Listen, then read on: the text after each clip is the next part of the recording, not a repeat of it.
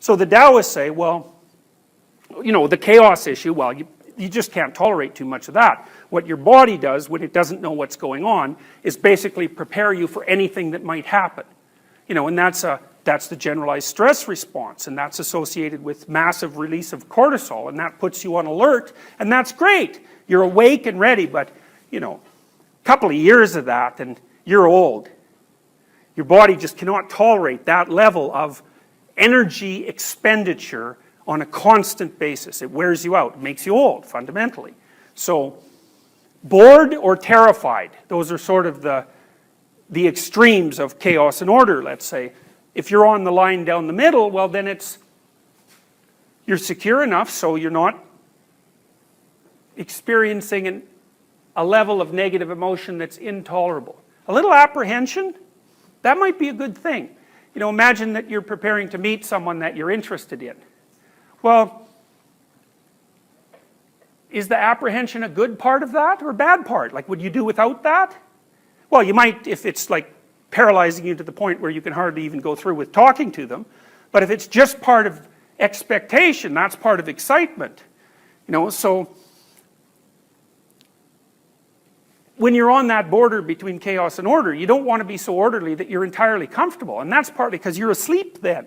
Like, why the hell do you have to be awake if everything's going your way?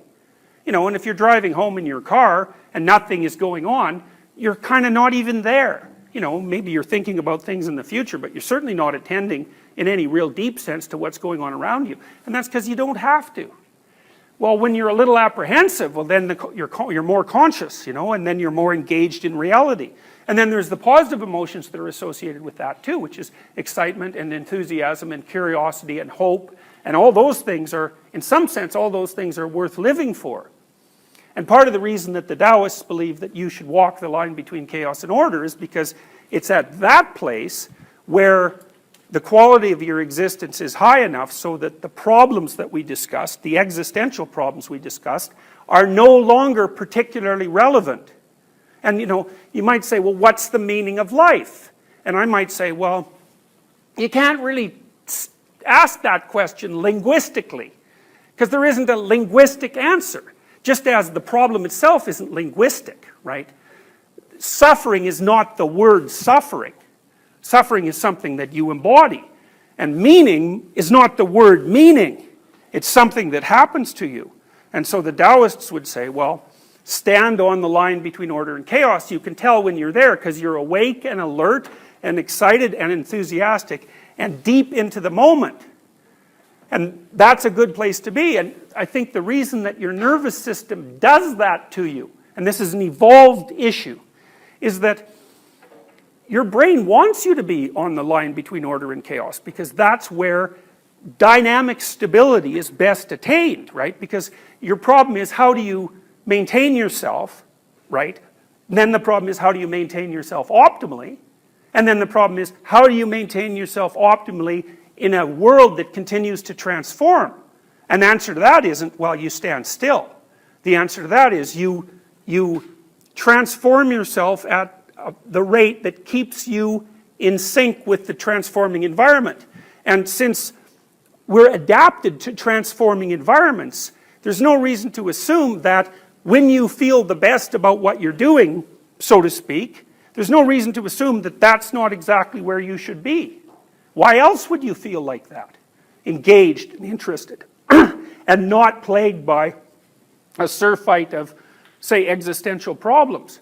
And so then meaning becomes something you discover and attempt to inhabit rather than some conceptual answer to a conceptual problem.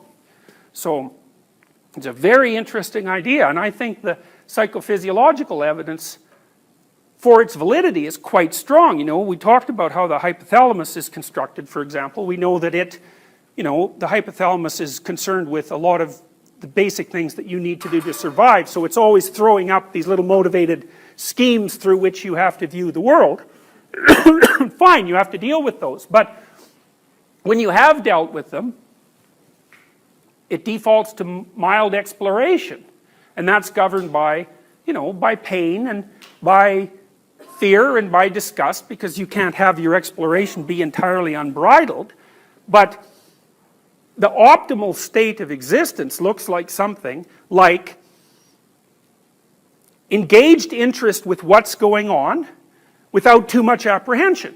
Now, not with zero apprehension, because the apprehension also wakes you up a bit.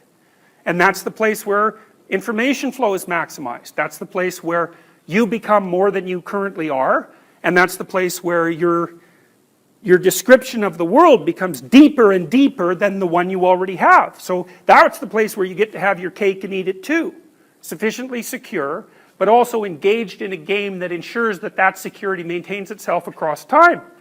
So you know, if your life is composed of order and chaos in a sense, and that's part of your fundamental existential problem, how to deal with chaos, how to deal with too much order, in some sense, your nervous system already sets you up for that. Now, and that's associated with some of the deeper ideas that have been put forward by people like Jung, and then to a lesser degree by people like Rogers and Maslow, who believed in something like human potential or human self-actualization.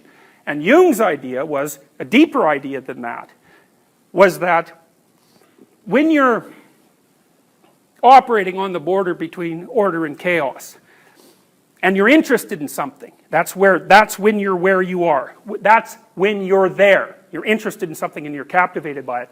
Jung would then say, if you try to stay there, which means you follow that, it will take you to all the places that you don't want to go. It'll take you to all the places in your past that you haven't made complete use of, and it'll take you to all those places that you're avoiding in the future and the present. That's what that mechanism is for.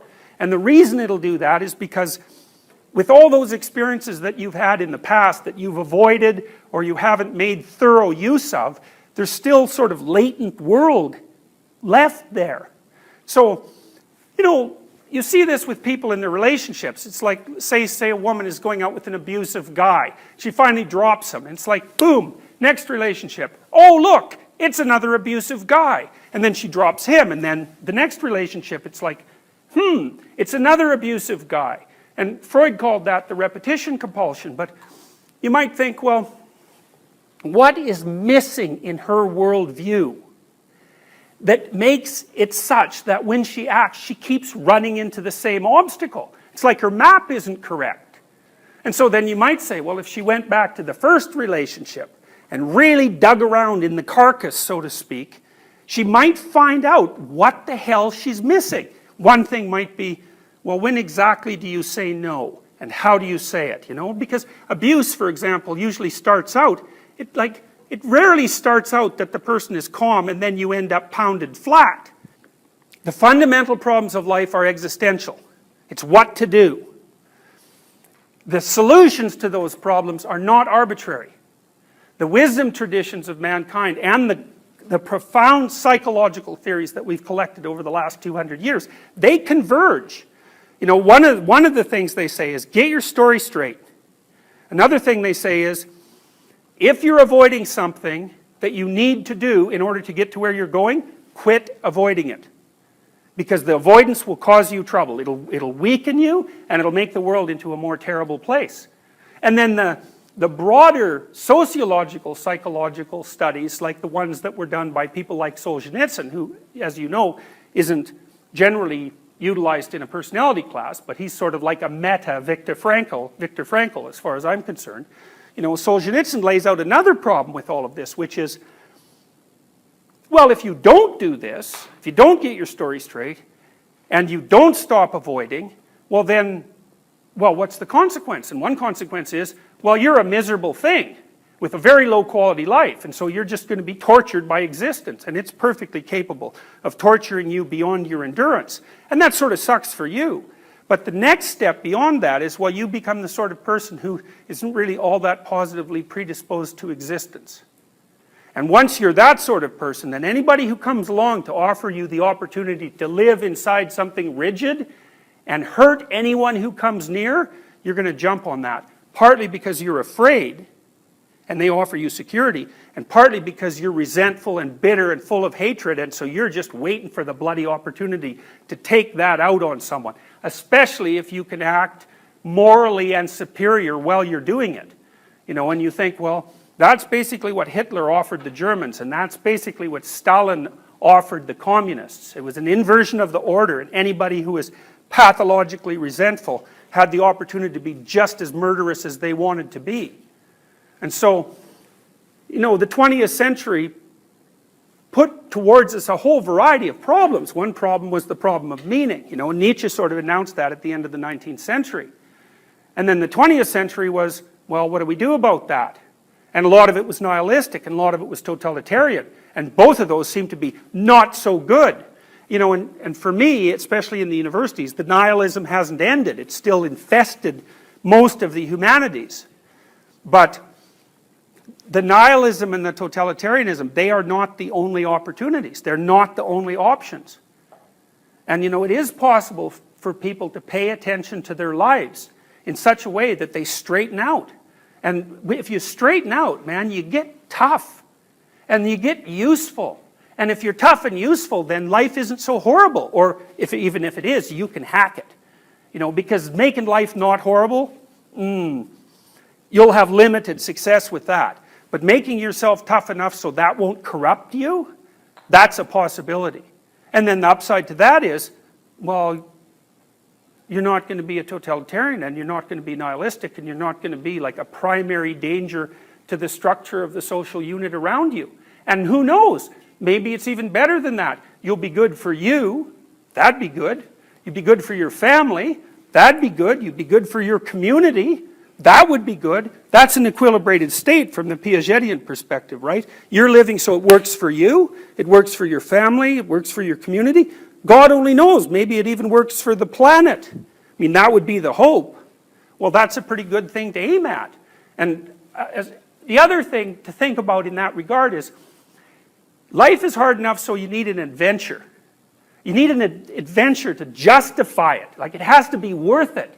You know, and one adventure, one real adventure is, see if you can get your act together. That's hard. And it's an adventure. And it's partly an adventure because if you make that your primary goal, say, to not avoid things, to tell the truth, to aim at the highest value, things start to happen to you. They're not things that you're manipulating the world to get. They're just doors that start to open. And you just, God only knows how many doors will open to you if you do that. And that makes things extraordinarily interesting. And once things are extraordinarily interesting, the fact that life has its limitations and that it's full of suffering, you think, yeah, well, you know, all things considered, it's not such a bad bargain. And so to close, one of the things you might ask yourself is, if you're in a situation where your life isn't of sufficient quality, then you might ask yourself, are you doing absolutely everything you can to fix it? And then you might say, well, let's not draw any final conclusions about the utility of existence and its value until we're sure we've got our act together and are seeing things straight. And that's worth pursuing. That's what you should be learning in university. You know, because that's the proper path of a citizen. It's the proper path of someone who's attempting to put the world straight. And that's the best thing you can do. And it's not only because it's right. It's because what's right is actually what's best for you. So that's what I've learned from the stuff I've been teaching you. So thank you.